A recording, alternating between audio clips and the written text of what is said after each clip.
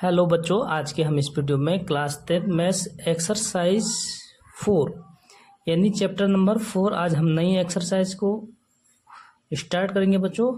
और नई चैप्टर को स्टार्ट करते हैं और चैप्टर का नाम है हमारा क्वाड्रेटिक इक्वेशंस। ठीक है, तो आज हम इसका इंट्रोडक्शन कराते हैं। इंट्रोडक्शन से क्या होगा बच्चों, आपके जितने भी क्वेश्चन होंगे वो क्या होंगे, इजीली सॉल्व हो जाएंगे। ठीक है, तो ध्यान से देखना और इसको समझने की अच्छे से कोशिश करना बच्चों। तो ये है quadratic equations. The quadratic equations is a polynomials equations in single variables with degree 2। Quadratic equations क्या होता है बच्चों, एक पॉलिनॉमियल होता है। ठीक है, जैसे सपोज हमारे पास एक एग्जांपल बता देता हूँ मैं आपको। 2x square minus 5x plus 3। ठीक है, तो ये अभी क्या है, एक पॉलिनॉमियल है।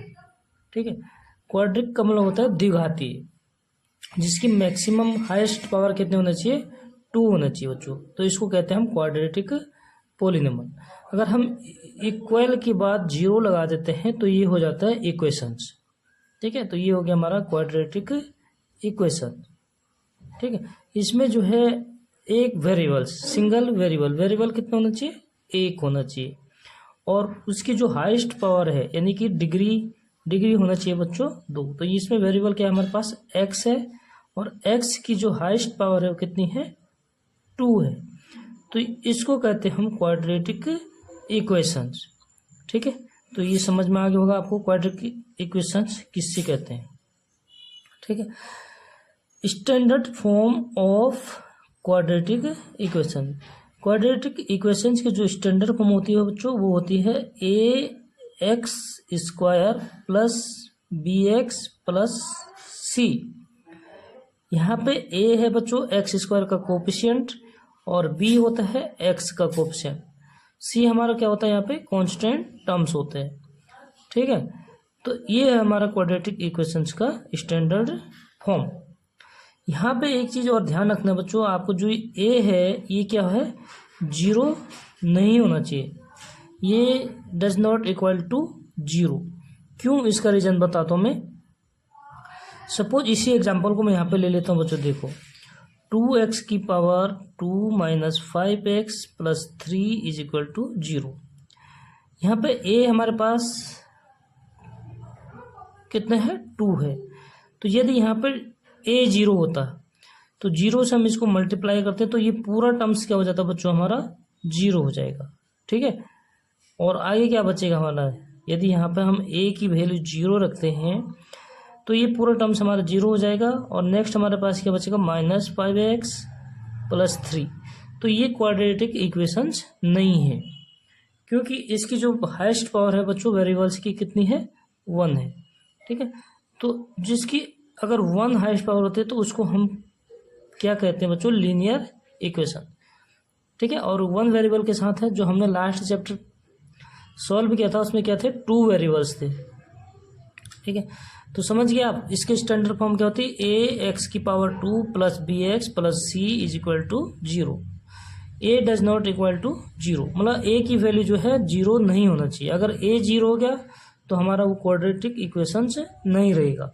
ठीक है, तो नेक्स्ट आगे देखिए बच्चों, method to solve quadratic equations. हमारे पास जो न्यू एनसीईआरटी बुक है उसके अकॉर्डिंग क्या है, हमारे पास 2 मेथड है। बाकी जो पुराने बुक्स थे उसमें तो 3 मेथड से बच्चों, तो लेकिन जो हमारे अब न्यू एनसीईआरटी की बुक है हमें केवल 2 मेथड से यहाँ पे सॉल्व करने हैं। ठीक है, फर्स्ट है फैक्टराइजेशन मेथड, सेकेंड है बच्चों यूजिंग क्वाड्रेटिक फॉर्मूला। हमारे पास एक क्वाड्रेटिक फॉर्मूला होता है फैक्टराइजेशन। ठीक है, मेथड। तो पहले फैक्टराइजेशन मेथड क्या होता है बच्चों, इसको मैं आपको समझाता है एग्जांपल से। ठीक है, हमारे पास इसी एग्जांपल को लेते हैं, आप और भी एग्जांपल ले सकते हैं बच्चों। तो देखो यहाँ पे मैं इसको फैक्टराइजेशन मेथड से सॉल्व करूँगा। क्या एग्जांपल बच्चों, हमारे पास 2x की power 2 minus 5x plus 3 is equal to 0। इसमें बच्चों हमारा जो ये बीच का टर्म्स होता है, ठीक है, ये वाले टर्म्स, साइन जो भी यहाँ पे साइन है उसको एज इट इज रहने दीजिए, और ये जो बीच वाले टर्म्स है इसको स्प्लिट करना है 2 पार्ट में, ठीक है, यानी इसको हमने 2 पार्ट में तोड़ना है। और कैसे तोड़ना है उसको मैं बताता हूँ। जो हमारा एक्स स्क्वायर का कोएफिशिएंट है कितना है, यहाँ पर रफली बात कर देता हूँ थोड़ा सा से 2 और कॉन्स्टेंट हम 3, तो इन दोनों को क्या कर देते हैं हम मल्टीप्लाई कर देते हैं, कितना हो बच्चों 6 हुआ, ठीक है। तो जो बीच वाले टर्म्स को हमने स्प्लिट करने हैं तो उसके ऐसे 2 पार्ट होने चाहिए, ऐसे 2 मतलब टुकड़े होने चाहिए इसके कि जिसका हम मल्टीप्लाई करेंगे तो कितना होना चाहिए 6, और सम या सब्ट्रैक्ट, ठीक है, प्लस या माइनस करने से होना चाहिए 5। तो ध्यान ये रखना बच्चों, अगर हमारे पास ये वाले कांस्टेंट टर्म्स प्लस है तो ये प्लस करके होना चाहिए, अगर ये माइनस है तो ये माइनस करके होना चाहिए, लेकिन ये साइन एज इट इज रहना चाहिए, ये ब्रैकेट के अंदर करना हमने, ठीक है बच्चों। तो देखो 6 के हम क्या करते हैं फैक्टर्स करते हैं, तो 2 और 3, ठीक है। अब देखते हैं हम जब इसका सम करते हैं बच्चों कितना होता है 5, ठीक है। तो इसके जो हम स्प्लिट करेंगे वो किस में करेंगे 2 और 3 में, ठीक है। तो देखना कैसे करते हैं आगे, 2x की पावर 2 माइनस, साइन को एज इट इज रखेंगे, लेकिन जो ये 5 है इसको स्प्लिट करके हम क्या करेंगे ब्रैकेट में लिख देते हैं, ठीक है। ब्रैकेट नहीं लगाएंगे तो साइन गड़बड़ हो जाएगा, ठीक है बच्चों। तो ये हो गया ब्रैकेट, और 5 को लिखेंगे 2 + 3, x मल्टीप्लाई में है तो उसको x एज इट इज लिखेंगे, +3 = 0। अब यहाँ से इस इक्वेशन को हम थोड़ा सा सिंप्लीफाई कर लेते हैं, यानी ब्रैकेट ओपन कर लेते हैं बच्चों यहाँ से, ठीक है। तो देखिए क्या होता है, इम्प्लाइज डेट 2x की पावर 2 माइनस से अगर ब्रैकेट ओपन करते हैं और इससे साथ में क्या करना है x से मल्टीप्लाई भी करना है, ठीक है। तो यानी माइनस और x से मल्टीप्लाई करेंगे हम जो ब्रैकेट के अंदर है, ठीक। तो माइनस और x 2 तो हो जाएगा 2x, फिर प्लस माइनस की होता है माइनस, और 3 से हम मल्टीप्लाई करेंगे x, ही हो जाएगा बच्चों 3x + 3 = 0, ठीक है।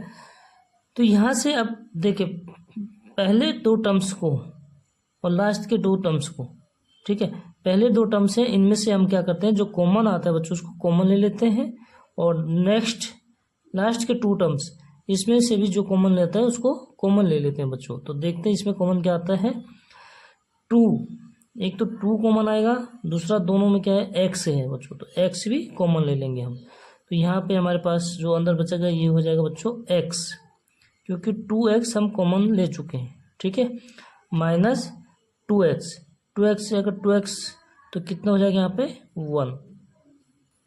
इसी तरह आगे बच्चों माइनस, तो माइनस साइन कॉमन लेंगे, माइनस कॉमन लेते हैं तो जो भी हमारा आगे ब्रैकेट के अंदर जो साइन होंगे वो अपोजिट साइन हो जाते हैं, ठीक है, यानी चेंज हो जाते हैं। तो यहाँ 3 कॉमन आएगा, तो इधर हमारे पास क्या बचेगा बच्चों x, और ये प्लस है तो ये हो जाएगा हमारा माइनस, और 3 से अगर बाहर कॉमन आ गया तो हम अंदर हमारे पास क्या बचा बच्चों इसमें 1, ठीक है, 3 × 1 = 3 होते हैं, तो ये हो जाएगा = 0। अब यहाँ पे देखिए बच्चों आप, हमारे पास पहले 4 टर्म्स थे, फिर अब ये 2 टर्म्स हो गए, ठीक है। अब इन 2 टर्म्स में फिर कॉमन लेते हैं एक बार, और यहाँ से देखते हैं कॉमन क्या आता है, क्योंकि जो ब्रैकेट के अंदर होता है ये हमारे सेम चीज़ आनी चाहिए, ठीक है, सेम संख्या आनी चाहिए जो भी होगा, ठीक है बच्चों। तो देखो सेम है x - 1, यहाँ पे भी x - 1, यानी कि हम x - 1 को यहाँ पे कॉमन ले लेते हैं। तो नेक्स्ट इसमें इस वाले टर्म्स में क्या बचा बच्चों, अगर ये बाहर हम कॉमन ले लिए तो अंदर हमारे पास जो बचे है वो है 2x, तो ये हो जाएगा 2x माइनस, और इधर से अगर x - 1 कॉमन आ गया तो इधर हमारे पास क्या बचा है 3, ठीक है, तो = 0।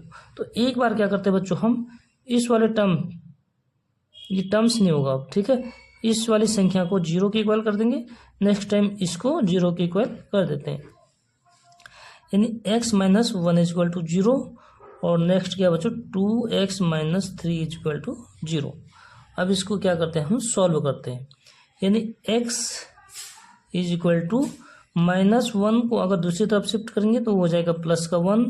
इसी तरह इसमें से बच्चों 2x इज इक्वल टू 3 को दूसरी तरफ शिफ्ट कर देंगे, ठीक है, क्योंकि हमें यहाँ x की वैल्यू फाइंड करनी होती है। तो 3 को उधर शिफ्ट कर देंगे तो हो जाएगा +3। हमें x की वैल्यू फाइंड करनी है, तो जो भी हमारे पास नंबर्स हैं उसको सारे दूसरी तरफ शिफ्ट कर देंगे। तो यहाँ पे x इज इक्वल टू 3, 2 इधर बच्चों मल्टीप्लाई में है, दूसरी तरफ शिफ्ट करेंगे तो उस मल्टीप्लाई का अपोजिट क्या होता है डिवाइडेड, यहाँ हो जाएगा 2। तो देखो यहाँ पे हमारे x की वैल्यू क्या होगी 1 और x इज इक्वल टू 3/2, यानी x के 2 सॉल्यूशन होंगे। इसको रूट्स भी कहते हैं बच्चों। हमारे पास कितने रूट्स होंगे 2।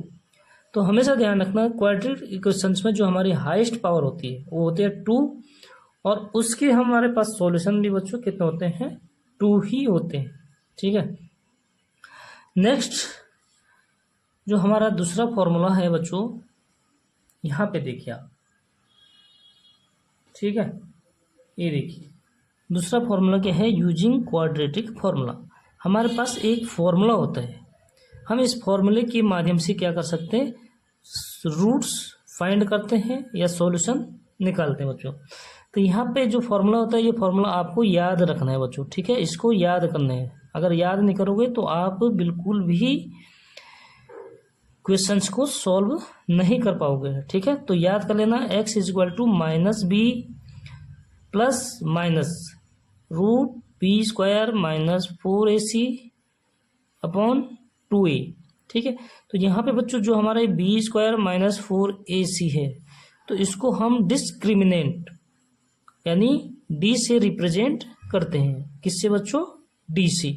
तो यहाँ पे लिख दिया मैंने d is equal to b² minus 4ac, ठीक है। इससे क्या होगा बच्चों, जो हमारे रूट्स होते हैं हमें उनके जो नेचर होते हैं उसका पता लग जाएगा कि रूट्स इक्वल हैं या डिस्टिंक्ट रूट्स हैं। डिस्टिंक्ट मतलब अलग अलग से, ठीक है, या रूट्स संभव नहीं है। तो हम जब डी की वैल्यू फाइंड करेंगे तो इससे जो है हमें नेचर, रूट्स के जो नेचर होते हैं बच्चों उसका पता मालूम हो जाएगा, ठीक है। तो देखो क्या होता है, d is equal to b² minus 4ac, यानी जो ये रूट्स के अंदर है बच्चों ये होता है डिस्क्रिमिनेंट, ठीक है, यानी हिंदी में हम इसको कहते हैं विविध कर। तो ये फॉर्मूला याद रखना आपको, ये दोनों, ठीक है। अब देखिए ये फॉर्मूला कहाँ पे यूज होते हैं, नेचर ऑफ रूट्स, यानी बच्चों जो हमें नेचर, इस तरीके के आपके क्वेश्चंस होंगे क्वेश्चन पेपर में कि नेचर बताने रूट्स के, ठीक है। रूट्स मतलब हमने जो सॉल्यूशन निकालने, जो एक्स की वैल्यू होंगी वो, अब आपको पता है क्वाड्रेटिक इक्वेशंस में कितने सॉल्यूशन होते हैं 2 होते हैं। तो हमें ये दिखाना है बच्चों कि ये क्या है, इक्वल हैं या डिस्टिंक्ट हैं। तो उसके लिए हम डी से मालूम कर लेते हैं, ठीक है बच्चों। डी की वैल्यू निकालेंगे, यदि डी ग्रेटर देन 0, ठीक है, यानी डी की वैल्यू 0 से बड़ी है, डी ग्रेटर देन 0, तो 2 डिस्टिंक्ट रियल रूट्स, जो हमारे रूट्स होंगे बच्चों वो क्या होंगे, अलग अलग होंगे। जैसे हमने जो अभी एग्जाम्पल किया है इसमें हमारे रूट्स क्या है, x इज इक्वल टू 1 और x इज इक्वल टू 3/2। तो रूट्स क्या है बच्चों, अलग अलग हैं, ठीक है। तो हम यहाँ से d की वैल्यू फाइंड करेंगे इसी एग्जाम्पल से, तो आप यहाँ से कर सकते हैं। जैसे मैं क्वेश्चंस करूँगा आगे एक्सरसाइज के तो आप लोगों को और क्लियर हो जाएगा, ठीक है। लेकिन ध्यान रखना इंट्रोडक्शन वाली पार्ट को स्किप बिल्कुल भी मत करना बच्चों, स्किप करेंगे तो आप बिल्कुल भी नहीं कर सकते आगे, ठीक है। नेक्स्ट है बच्चों d इज इक्वल टू 0, यानी अगर इस d की वैल्यू, d क्या है b² माइनस 4ac, यदि b² माइनस 4ac हमारे पास 0 के इक्वल आता है तो वहाँ पर जो हमारे रूट्स होंगे वो दोनों इक्वल होंगे, यानी 2 इक्वल रियल रूट्स। वो रूट्स क्या होंगे बच्चों, जो सॉल्यूशन होंगे x की वैल्यू होंगे दोनों वो इक्वल होंगे, ठीक है। थर्ड देखिए, थर्ड क्या है, d लेस देन 0, यदि डिस्क्रिमिनेंट हमारा 0 से छोटा होगा तो वहाँ पे बच्चों क्या होगा, रूट्स नहीं निकलते हैं, ठीक है, वो संभव नहीं है। ठीक है, नो रियल रूट्स, वहाँ पे हम x की वैल्यू को यानी कि फाइंड नहीं कर सकते। ठीक है, तो ये मैंने आपको फैक्टराइजेशन मेथड से सॉल्व कराया। अब इसी पार्ट को यानी इसी इक्वेशंस को, क्वाड्रेटिक इक्वेशंस को हम क्या करते हैं, फॉर्मूले में लगते हैं। ठीक है बच्चों, तो देखिए यहाँ पे करते हैं इसको शुरू। क्वाड्रेटिक फॉर्मूला, यहाँ पे बच्चों देखो ए बी सी, हमारे पास जो स्टैंडर्ड फॉर्म होते हैं वो क्या होते हैं, ए एक्स स्क्वायर, यानी ए एक्स स्क्वायर का कोफिशिएंट। तो यहाँ पे मैं सबसे पहले इक्वेशंस को लिख देता हूँ, 2x⁻² minus 5x plus 3 is equal to 0। A होता है बच्चों एक्स स्क्वायर का कोफिशिएंट, तो ए इज इक्वल टू हो गया 2। बी होता है एक्स का कोफिशिएंट, तो साइन सहित लिखेंगे बच्चों। ठीक है, साइन क्या है, क्योंकि हमारा स्टैंडर्ड फॉर्म में यहाँ पे क्या होता है, प्लस होता है। तो यहाँ पे v की वैल्यू हो जाएगी बच्चों -5, और c होता है हमारा कांस्टेंट टर्म्स, तो c हो जाएगा हमारा 3।